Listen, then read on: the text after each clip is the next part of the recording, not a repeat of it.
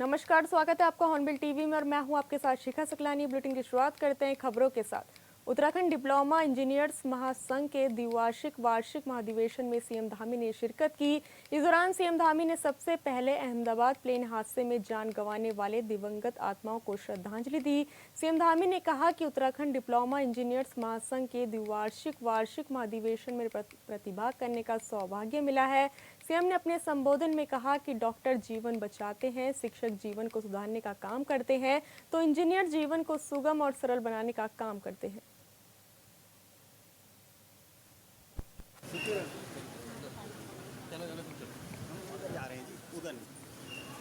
अहमदाबाद गुजरात में हृदय विदारक दुर्घटना का समाचार आया है। बहुत दुखद है। ये दुर्घटना असमय अनेक लोगों को अपने साथ ले गई है। असमय लोग काल के गाल में समा गए। मैं भगवान से प्रार्थना करता हूं कि जिनकी असमय इस दुर्घटना में मृत्यु हुई है, उन सभी को भगवान अपने श्री चरणों में स्थान दे और घायलों को शीघ्र स्वास्थ्य लाभ हो, ऐसी कामना करता हूं। साथ ही जिनके परिवारजनों को असमय ये दुख इतनी बड़ी घटना के रूप में आया, अपने परिजनों को खोया है, भगवान उनको शक्ति प्रदान करे और जो दिवंगत आत्माएं हैं उन सभी को अपने श्री चरणों में स्थान दे। ऐसे समय में पूरा देश, सभी देशवासी उन पीड़ित परिवारों के साथ हैं। हमारी संवेदनाएं उनके साथ हैं। इस दुखद घटना में गुजरात राज्य के पूर्व मुख्यमंत्री विजय रूपाणी जी का भी देहांत हुआ है। इसमें उनको भी इस घटना ने अपने आक्रोश में ले लिया है। श्री विजय रूपाणी बहुत ही विनम्र, सरल और सहृदयी राजनेता थे। गुजरात राज्य के लिए, देश के लिए उन्होंने बहुत योगदान किया। ऐसे समय में उनका चला जाना बहुत बड़ी क्षति है। मैं भगवान से प्रार्थना करूंगा कि भगवान उनको श्री चरणों में स्थान दे और उनके परिवारजनों को, उनके चाहने वालों को, उनके सभी मित्रों को, सभी शुभचिंतकों को, समर्थकों को ऐसे कष्ट के समय में भगवान उनको शक्ति प्रदान करे। ओम शांति, ओम शांति। देहरादून बीजेपी कार्यालय में बीजेपी के नेताओं ने अहमदाबाद विमान हादसे में मारे गए लोगों की आत्मा की शांति के लिए श्रद्धांजलि कार्यक्रम का आयोजन किया। इसमें बीजेपी के प्रदेश अध्यक्ष महेंद्र भट्ट, उत्तराखंड के पार्टी प्रभारी दुष्यंत गौतम सहित कई दिग्गजों ने श्रद्धांजलि दी। बीजेपी उत्तराखंड प्रदेश प्रभारी दुष्यंत कुमार गौतम ने कहा कि यह हादसा देश ही नहीं बल्कि पूरे विश्व के लिए अत्यंत दुखद और पीड़ादायक है। उन्होंने शोकाकुल परिजनों के प्रति अपनी गहरी संवेदनाएं व्यक्त की।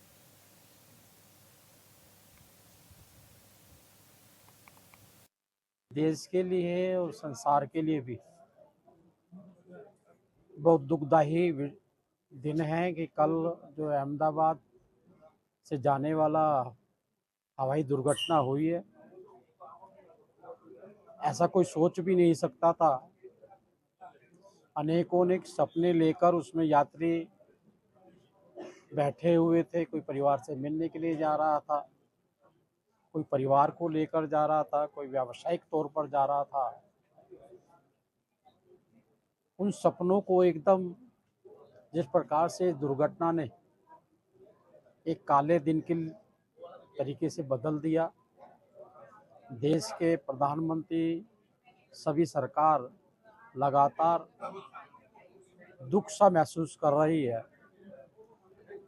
और मुझे लगता है कि आज का जो वातावरण पूरे देश में बना हुआ है, मैं सुबह एयरपोर्ट से बाई एयर आया था, हवाएं भी उदासीन थी। वहाँ पे जो चहल पहल एयरपोर्ट पे होती थी, चहलकदमी, चिलचिलाहट, वो सही कहीं ना कहीं गुम हो गई है। आज के दिन हम ईश्वर से प्रार्थना करते हैं कि उन दिवंगत आत्माओं को अपने चरणों में स्थान दे और जो परिवार के लोगों की हानि हुई है उनको शक्ति प्रदान करे ताकि वो इस दुख की घड़ी को सहन कर सकें। कल बहुत ही दुखद घटना घटित हुई है। भारतवंशी तो दुखी हैं ही, अनेकों और देशों के भी नागरिक उसमें शहीद हुए।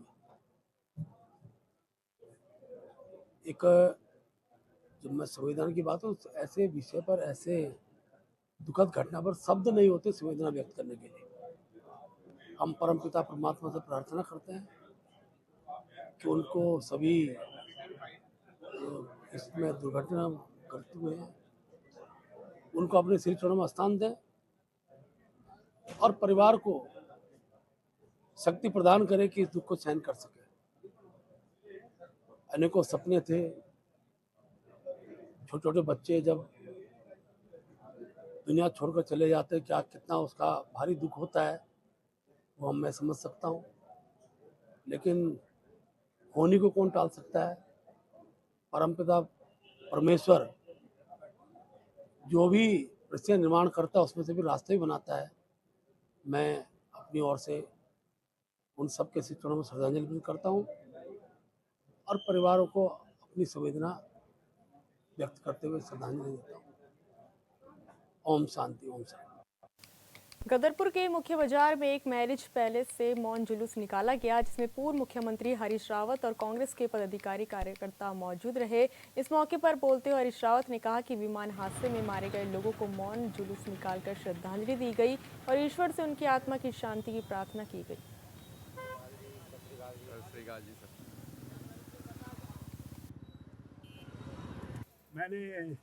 मैंने वर्ग 4 की जमीनें सारी किसान ही नहीं, जो गैर किसान भी थे, किसी के पास सरकारी छोटे छोटे टुकड़े भूमि के थे, करीब 3.5 लाख लोगों को मालिकाना हक दे दिया था उस भूमि का। जो है वर्ग 4 से लेकर के वर्ग 10 खौ तक की जमीनें हमने नियमित कर दी थी, लेकिन इसीलिए शायद हम चुनाव हारे।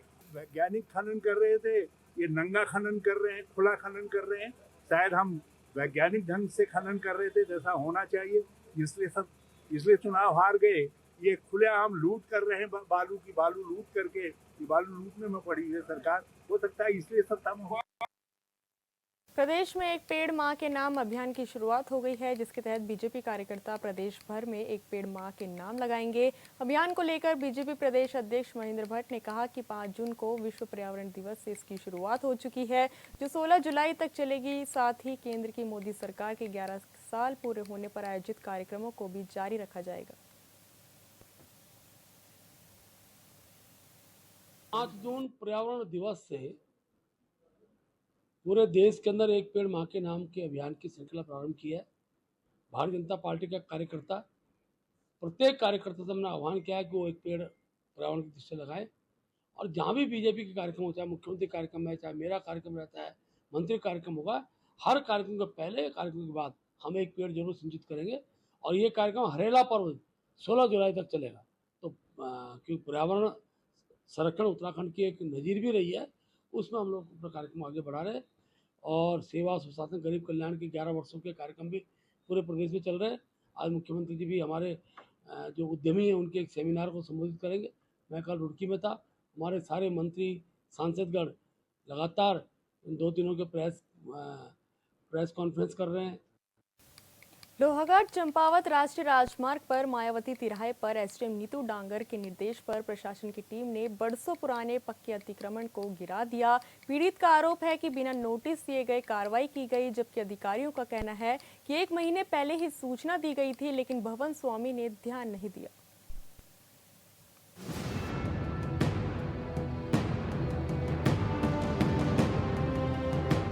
चंपावत में लोहाघाट के मायावती तिराहे पर जिला प्रशासन ने अतिक्रमण पर कार्रवाई करते हुए भवन को गिरा दिया।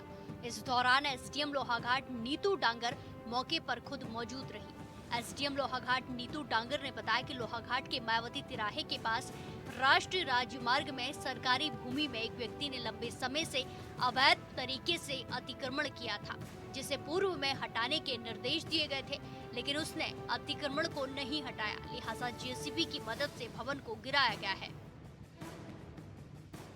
आज लोहाघाट तहसील में रिसेश्वर मंदिर के समीप हमारे यहाँ सरफेस पार्किंग का प्रपोजल था, जिसका काम चल रहा था। वहाँ पार्किंग वाली जगह पे सरकारी भूमि पे किसी व्यक्ति द्वारा दुकान बना के उसको संचालित किया जा रहा था। उसको पूर्व में भी कई बार सूचित किया गया और बताया गया कि आप स्वयं ही अतिक्रमण हटा लें, लेकिन लगभग 1 महीना पूर्व सूचना और बार बार कहने के बाद भी उनके द्वारा जब नहीं हटाया गया तो आज बलपूर्वक उसको ध्वस्त किया गया, जिसमें राजस्व विभाग, पुलिस विभाग, NH, PWD और CNDS सभी के आपसी सहयोग से ये कार्यवाही संपादित की गई। बिल्कुल, जहाँ भी ऐसा संज्ञान में आता है कि सरकारी भूमि पे अतिक्रमण किया जा रहा है तो उस पर त्वरित कार्यवाही करके एक्शन लिया जाएगा। एसडीएम ने कहा कि नगर में सरकारी भूमि में अतिक्रमण को कतई बर्दाश्त नहीं किया जाएगा और अवैध अतिक्रमण पर तत्काल कार्रवाई की जाएगी। वहीं अतिक्रमण में किराए में दुकान चलाने वाले गगन पुनेड़ा का कहना है कि प्रशासन ने भवन मालिक को नोटिस नहीं दिया और बिना सूचना के कार्रवाई करती है। पीड़ित दुकानदार का कहना है कि अचानक की गई कार्रवाई से दुकान में 2 लाख रुपए का नुकसान हो गया। कागजी कार्रवाई या नोटिस हमें नहीं प्राप्त हुआ।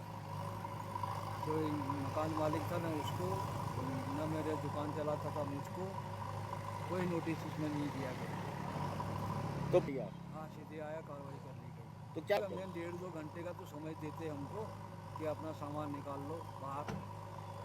तो नहीं दिया ना गया। ना तो क्या तो कहते हैं कि ऐसे सीधे सीधे तानाशाही है देश में। ये कानून जो हमारे संविधान के अनुसार बनाए गए हैं उन कानूनों का पालन ही नहीं हुआ। अतिक्रमण पर हुई इस कार्रवाई से अतिक्रमणकारियों में हड़कंप मचा हुआ है। एसडीएम लोहाघाट ने सीधे शब्दों में संदेश दिया है कि अतिक्रमण को कतई बर्दाश्त नहीं किया जाएगा। Bureau report, Hornbill TV. बढ़ते अगली खबर की ओर। केंद्र में मोदी सरकार के 11 वर्ष पूरे होने पर दिल्ली से लेकर उत्तराखंड तक पार्टी के नेता सरकार की उपलब्धियां गिना रहे हैं और पीएम मोदी के कार्यकाल को बेहतर बता रहे हैं। पीएम मोदी के 11 वर्षों के कार्यकाल को लेकर हमारे संवाददाता ने चमोली के थराली विधानसभा से विधायक भूपाल राम टमटा से की खास बातचीत। विधायक भूपाल राम टमटा जी हमारे साथ मौजूद हैं। भोपाल जी, जिस तरह से देखा भी जा रहा है कि 11 साल का जो कार्यकाल रहा प्रधानमंत्री नरेंद्र मोदी का, उसको आप लोग सेवा सुशासन के तौर पर मना रहे हैं। किस तरह की उपलब्धियां देख भी रहे हैं आप 11 सालों की? निश्चित रूप से सबसे पहले मैं अपने देश के यशस्वी प्रधानमंत्री जी का बहुत बहुत हृदय से धन्यवाद करना चाहूँगा कि जो 11 साल का जो कार्यकाल रहा है सेवा सुशासन का, गरीब कल्याण का, जो उनके मन में एक सेवा का संकल्प था, और मैं ये कह सकता हूँ कि इन 11 सालों में देश की दिशा और दशा बदली है। विभिन्न कल्याणकारी योजनाओं के माध्यम से जहाँ निचले पायदान पर रहने वाले ज़रूरतमंद लोगों के लिए हर योजनाओं के माध्यम से जो माननीय प्रधानमंत्री जी ने जो प्रयास किए हैं, निश्चित रूप से उसके आज परिणाम सामने देखने को मिल रहे हैं। और मैं ये कह सकता हूँ कि मैं तो सौभाग्यशाली समझता हूँ इस कालखंड में, जिस कालखंड में कि हमारे देश का नेतृत्व हमारे प्रधानमंत्री जी कर रहे हैं, तो वहीं हमारे प्रदेश का नेतृत्व हमारे युवा ऊर्जावान मुख्यमंत्री पुष्कर सिंह धामी जी कर रहे हैं। और मैं ये समझता हूँ कि इन 10 सालों में जहाँ देश की कायाकल्प हुई है, मैं उत्तराखंड के परिप्रेक्ष्य की अगर बात करूँ तो 4 धाम से लेकर के और तमाम रेलवे के काम से लेकर के तमाम बहुत जो विकास के अनगिनत काम हुए हैं, और विशेष जो कृपा रही है देवभूमि उत्तराखंड पर हमारे यशस्वी प्रधानमंत्री जी का, तो निश्चित रूप से हम ये कह सकते हैं कि जो उनके मन में सेवा का संकल्प था, जो सेवा का भाव था, उसको उन्होंने जिस प्रकार ज़मीन में एक नारे के रूप में सबका साथ, सबका विकास और सबका विश्वास और सबका प्रयास, आज ये स्लोगन पूरा चरितार्थ हो गया है। एक एक व्यक्ति के मन मस्तिष्क पर ये जो उनका सेवा संकल्प का जो उनका ये स्लोगन था, ये आज हर देशवासियों के मन में है। अच्छा, जिस तरह से महिला सशक्तिकरण के लिए भी कार्य किया गया, महिलाओं को बढ़ावा देने के लिए 33% आरक्षण तक भी दिया गया, और लखपति दीदी जिस तरह से बनाई गई, साथ ही गरीबों को आवास दिए गए, इन योजनाओं को आप किस तरह से देख भी रहे हैं? इनका कितना फ़ायदा बीजेपी को भी मिलता हुआ नज़र आ रहा है? मैं ये कह सकता हूँ निश्चित रूप से बीजेपी को लाभ मिलने की बात बाद में है। मैं ये समझता हूँ कि जिस प्रकार का संकल्प था, और स्वच्छ भारत से जो उन्होंने शुरुआत की थी, जनधन खाते खोलने से लेकर के प्रधानमंत्री आवास से लेकर के और तमाम प्रकार की जो योजनाएं, जल जीवन मिशन के माध्यम से, एक योजनाओं के माध्यम से प्रत्येक उन निचले पायदान पर रहने वालों की जीवन स्तर में किस प्रकार की तरक्की हो सके, ये जो कार्य किए गए हैं, वहाँ दूसरी तरफ आज हम ये कह सकते हैं, चाहे वो चाइना हो, चाहे बांग्लादेश हो, चाहे पाकिस्तान हो, अभी आपको विदित है कि जो घटना हुई थी पुलवामा की, उसके बाद जिस प्रकार का दृश्य पूरे विश्व को देखने को मिला, तो निश्चित रूप से सिर अपने आप भारतवासियों का गर्व से ऊंचा हो जाता है। और जहां देश के अंदर विकास के काम हुए, तो कहीं ना कहीं हम ये कह सकते हैं कि भारत का मान भी बढ़ा है। तो ये हम सब लोगों के लिए गौरव की बात है। अभी जो एक दो घटनाएं हुई है, निश्चित रूप से देश के लिए अच्छी घटनाएं नहीं हुई है, लेकिन मैं आज जो हमारी जो कल घटना हुई थी और जो लोग 241 लोगों की जो असामयिक निधन हुआ, मैं उसके लिए श्रद्धांजलि अर्पित करता हूं। आज माननीय प्रधानमंत्री जी स्वयं उस क्षेत्र का दौरा कर रहे हैं और जो लोग बीमार हैं, जो घायल हुए हैं, उनकी देखभाल के लिए आज वो वहाँ गए हैं। तो मैं आज अपनी तरफ से भी इस हादसे की जो शोक संतप्त परिवार है, उनके लिए मैं श्रद्धांजलि भी अर्पित करना चाहता हूँ। अच्छा, इन 11 सालों से विपक्ष नाखुश नजर आ रहा है। विपक्ष का कहना है कि केवल 11 सालों में जुमले ही दिए गए। अब देखो, हर एक का अपना नज़रिया होता है। आज 140 करोड़ से ऊपर की आबादी इस देश की, और आप अगर एक सर्वेक्षण करेंगे तो आप पहले हम इस समय हमारे तीसरी बार सरकार बनी हुई है, और आप इस बात को समझ रहे होंगे कि विपक्ष क्या कह रहा है, उसकी बात का आम जनमानस पर कितना प्रभाव पड़ा है, ये सब देखने को मिलता है। तो हमें इस बात की चिंता नहीं है कि विपक्ष क्या कहता है, हमें चिंता इस बात की होनी चाहिए कि हमने आम जन से, हमारी सरकार ने, हमारे लोगों ने, हमारे प्रधानमंत्री जी ने, हमारे मुख्यमंत्री जी ने, और एक एक जो हमारे क्षेत्र के जनप्रतिनिधि हैं, उन्होंने क्या क्या वायदे अपने क्षेत्र में किए हैं, उसको पूरा करने का जो हमारा अपना उद्देश्य है, हम उसके पीछे अपने को केंद्रित करते हैं। विपक्ष क्या कह रहा है, ये मूल्यांकन जनता खुद कर लेती है। जी, धन्यवाद सर। हॉर्नबिल टीवी से बातचीत करने के लिए भोपाल राम टमटा जी को आप सुन रहे थे, जो कि राज्य के तमाम विषयों पर हमारे साथ बातचीत कर रहे थे और साथ ही बता रहे थे कि प्रधानमंत्री नरेंद्र मोदी के जो 11 साल रहे और उसमें किस तरह के उन्होंने ऐतिहासिक कार्य भी किए। हॉर्नबिल टीवी के लिए देहरादून से विशाल गर्ग। केंद्रीय सड़क परिवहन राज्य मंत्री अजय टम्टा शुक्रवार को अपने तय दौरे के तहत मुख्यमंत्री की विधानसभा चंपावत पहुंचे। इस दौरान केंद्रीय मंत्री ने टनकपुर से लेकर चंपावत तक एनएच का निरीक्षण किया। निरीक्षण के दौरान केंद्रीय मंत्री अजय टम्टा अपने काफिले के साथ राजमार्ग के सबसे संवेदनशील डेंजर जोन स्वाला में रुके। केंद्रीय मंत्री ने स्वाला डेंजर जोन में चल रहे पहाड़ी ट्रीटमेंट कार्य का निरीक्षण किया और एनएच के अधिकारियों से कार्य की प्रगति के बारे में जानकारी ली। इस दौरान केंद्रीय मंत्री अजय टम्टा ने कार्य की ढीली प्रगति पर गहरी नाराजगी जताते हुए एनएच के अधिकारियों से कार्य में तेजी लाने और मानसून सीजन को देखते हुए राजमार्ग में सभी संवेदनशील स्थानों में मशीनें तैनात करने के निर्देश दिए।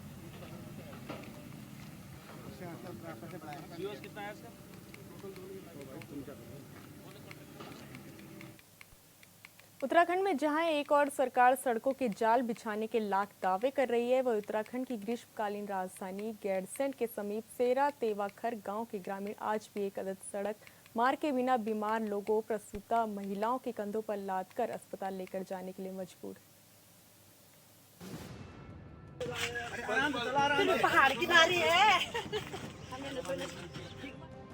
तस्वीरें उत्तराखंड के ग्रीष्मकालीन राजधानी गैरसैंण के पास सेरा तेवाखर गांव की है, जहां भगवत सिंह की तबीयत खराब हो गई, जिसके बाद गांव की महिलाओं ने उन्हें डंडी कंडी के सहारे सड़क मार्ग तक पहुंचाया, जहां से उन्हें उपचार के लिए ऋषिकेश भेजा गया।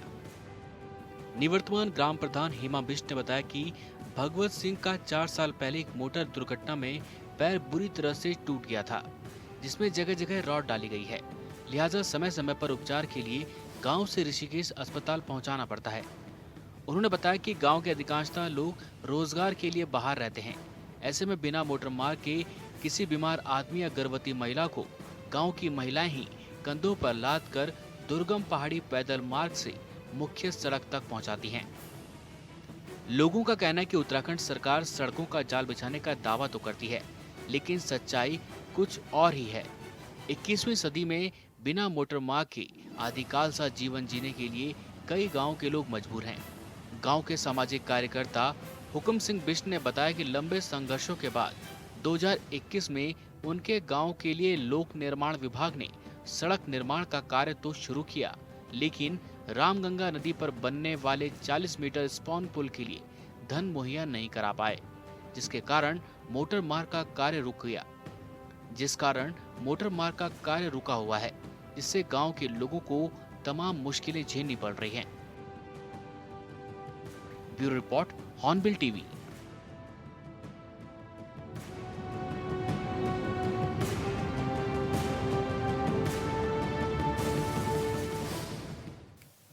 Uttarakhand ADG law and order V Murugesan ने एसएसपी नैनीताल कैंप कार्यालय नैनीताल पुलिस लाइन में कैंची धाम 15 जून को होने वाले मेले की तैयारी को लेकर आला अधिकारियों के साथ बैठक की। इस रिपोर्ट में देखिए।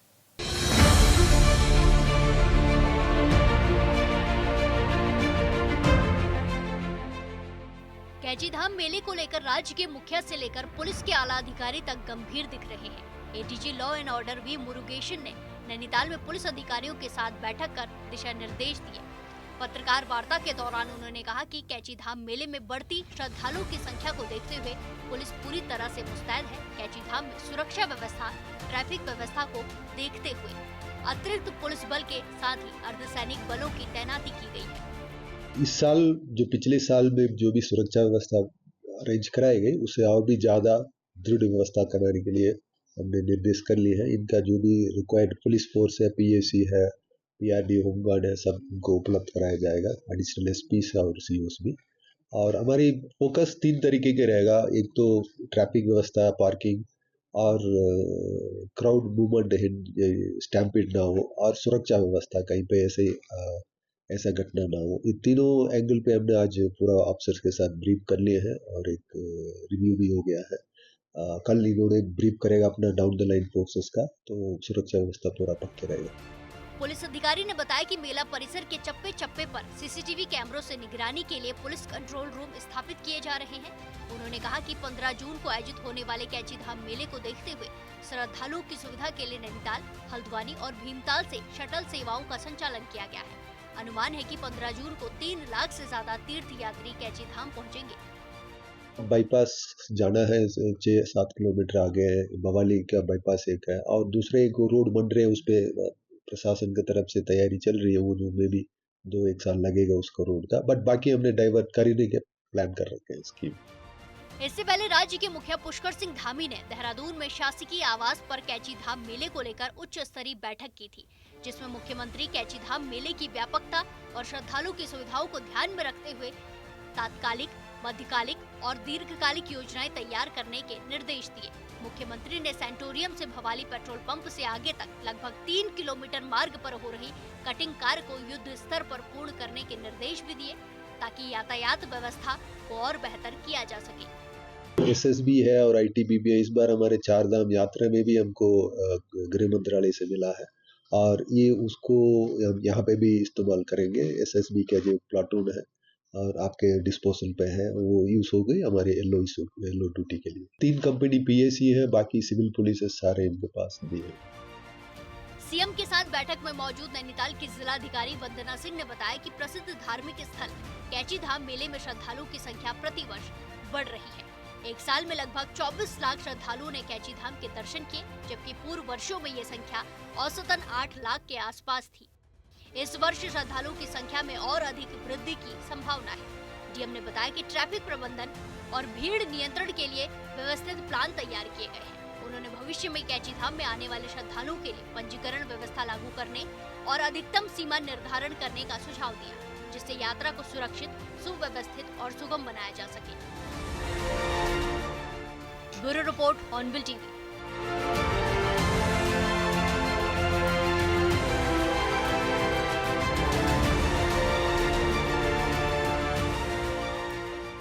देखते रहिए हॉर्नबिल टीवी। नमस्कार।